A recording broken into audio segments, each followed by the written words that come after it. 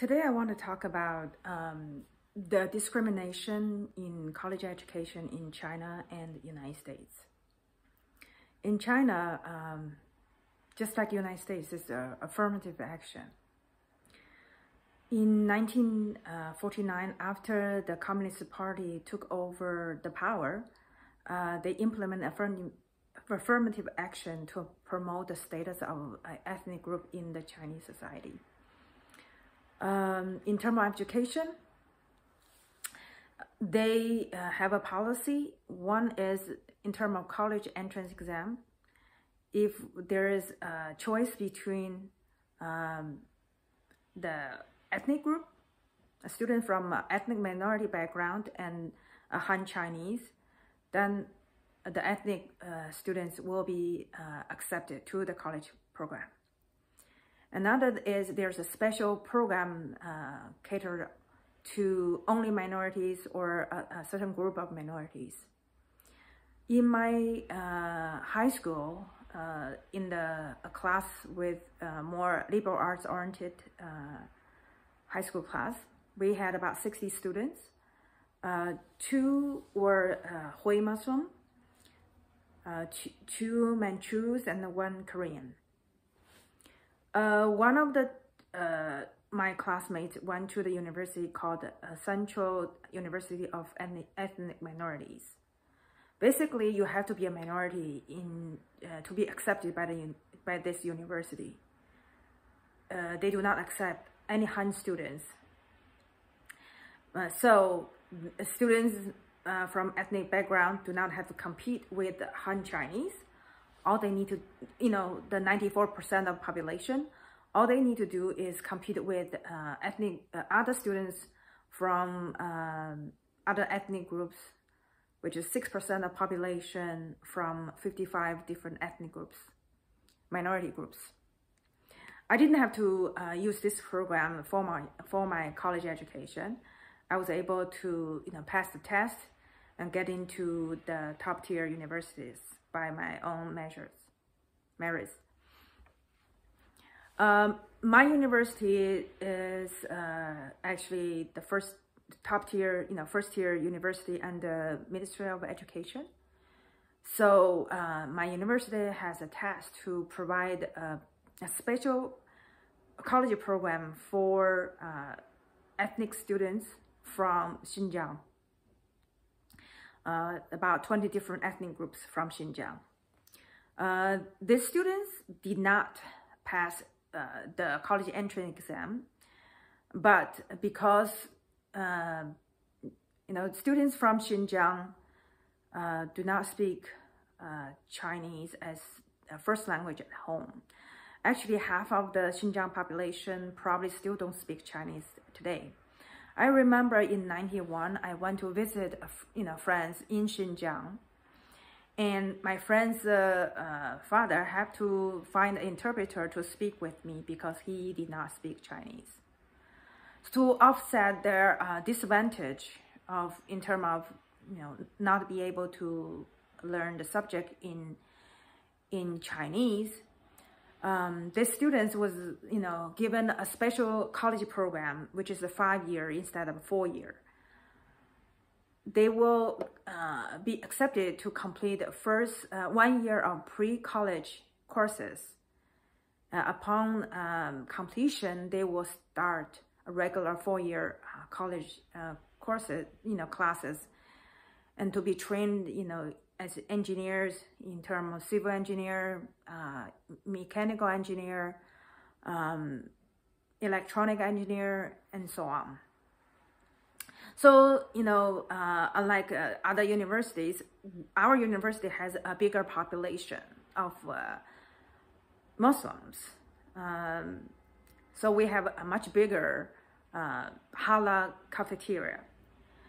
In China, the Chinese government respect the Muslim students and no, we don't want to mingle with the pork-eating Han Chinese. So they build, by law, they are required to provide halal cafeterias in colleges and in the workplace. so because we have over 500, students, Muslim students from Xinjiang, our Halal Cafeteria is much bigger than, say, my cousins who studied in a nearby university. And our food is always better. My Han roommate always said, my food was better and than the food they bought from their cafeteria.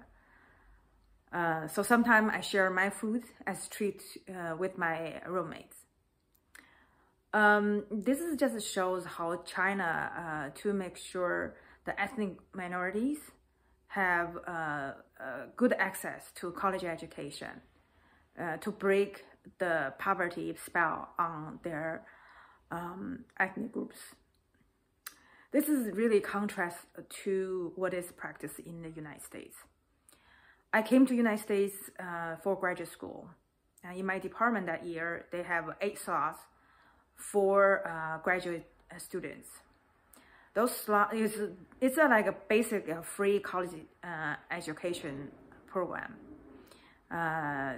You don't have to pay for the degree when you provide either a teaching assistant or research assistant to the professors in the department.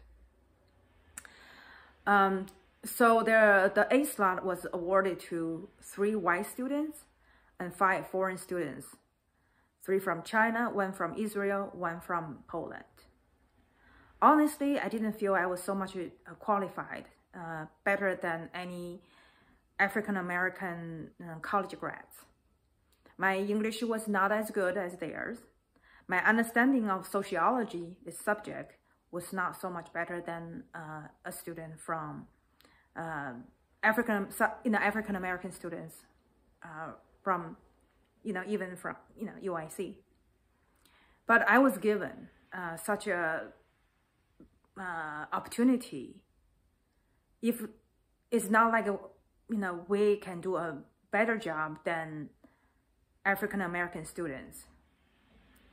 But, this opportunity was given to foreigners, 5, not a single one to African-Americans. And this is not something that can happen in China.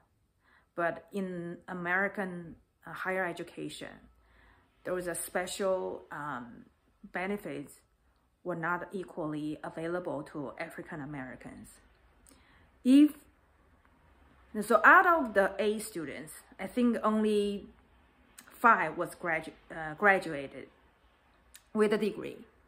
I think at least 1 white student and 2 the foreign student did not complete.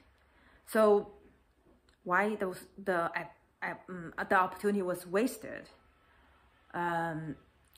That if an African-American student was able to get this opportunity upon graduation, they will get into a middle-class life like me. But those opportunity was not available to African-Americans. So I don't feel there is the affirmative action actually help so much the African-American community. I support Black Lives Matters because I think the unequal access to decent education in terms of middle school and especially higher education has not been available to African Americans to help them lift them out of poverty. The special policy need to be in place to help African Americans, just like the Chinese help the Uyghurs and other ethnic group from Xinjiang when they are not qualified to get accepted to a college program, but they lower the threshold to accept students from Xinjiang and other minorities from Xinjiang.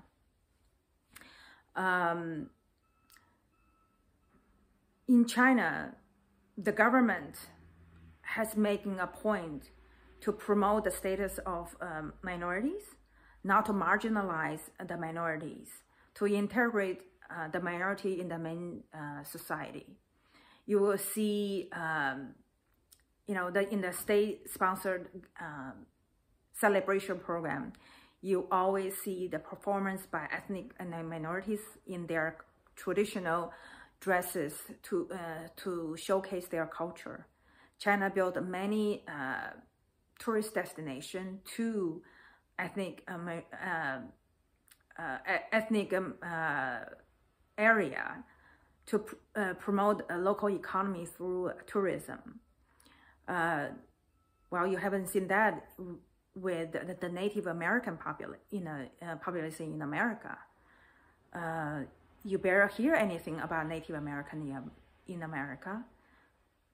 Native Americans has been marginalized intentionally by the American society.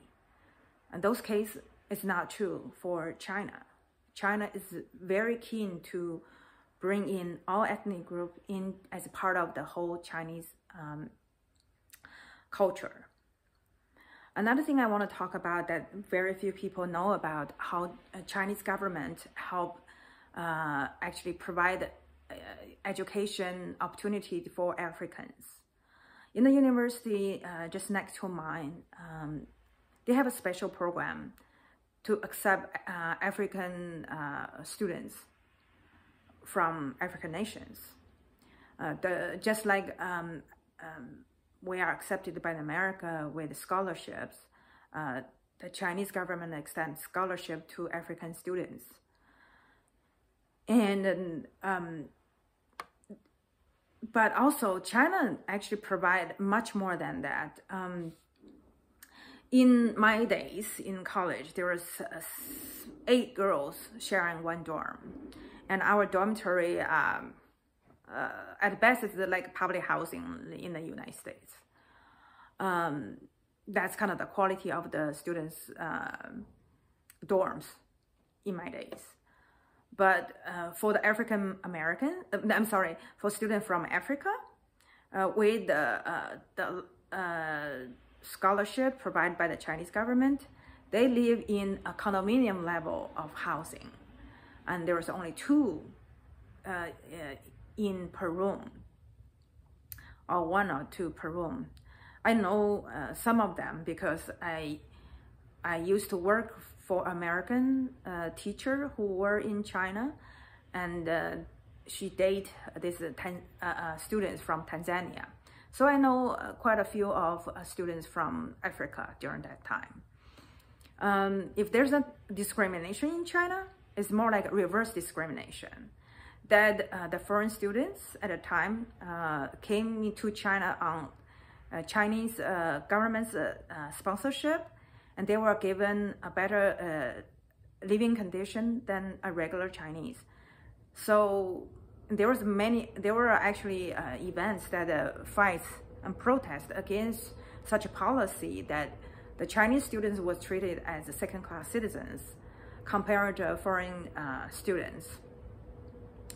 You know, in a sense, there was some kind of reverse discrimination against Han Chinese to promote the status of Muslim or different other ethnic groups in China, just because of such a small population, ethnic groups, and China does not want the ethnic groups to be marginalized as the way the Native Americans has been marginalized in the United States. I hope you can learn this from my personal experience of being a minority student in China, and a witness of how Chinese government help African countries to train their students. There's absolutely no racism in China, institutional racism that you see in the United States in terms of housing, in terms of education. In China, if there's a unfortunately, it's more like a reverse discrimination, just to prevent marginalization of the ethnic groups in China. Overall, I think China has the best policy towards minorities in the world compared to any other country. You probably never see any government make such a priority to promote the quality of life of the ethnic groups, especially living in those remote areas. If you compare the Native Americans living reservations into ethnic groups living, far away mountains, you will see the difference, and you will see the benefit of a socialism and the capitalism, because the socialism focus on equality, and they will promote disadvantaged groups in the society as versus the American capitalism to actually penalize the ethnic groups, that socially disadvantaged ethnic groups, through democracy or a market economy.